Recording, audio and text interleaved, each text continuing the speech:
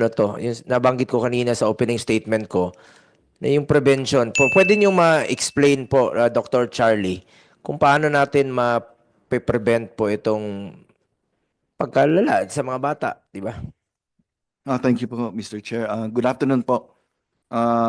I'm Dr. Charlie Ho from the Integrated Philippine Association of Optometrists, and we're here to advocate the inclusion of optometric services po, no, and coverage by PhilHealth, free eyeglasses po for all Filipinos who need them.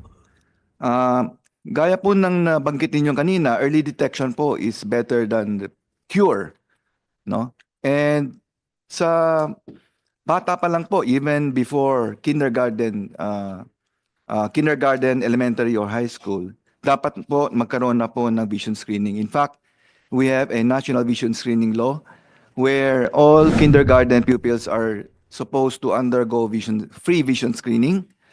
And ito po ay because of early error of refraction na tinatawag. Ang error of refraction po for everybody's benefit, this is nearsighted myopia, farsighted or hyperopia, or meron tayong tinatawag na astigmatism. Mahalaga po na ma-detect po ng maaga yung condition po ng bata because it affects their learning. 80% po of what we know, lahat po ay dumadaan po sa visual system. And before po makapag grade 1, ang mga bata dapat po na-check po sila to make sure that there is no impediment, no obstacle po dun sa kanilang learning process. Marami pong nami-misdiagnose na bata na slow learner, minsan may global delay, minsan nami-misdiagnose po na may special needs, no? May behavioral issues. Yung pala ay vision problem lang po.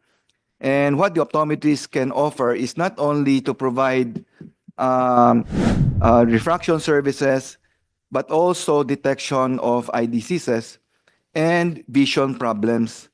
Yung vision problem po, maski na po, nakikita po natin sa chart na 2020, pero yung pala may vision problem. Hindi po madidetect yon using ordinary diagnostic procedures. So, prevention of blindness is also part of what we do as optometrists because yung mga nearsighted po, based on latest studies, yung mga high myopia po, may risk po na mabulag.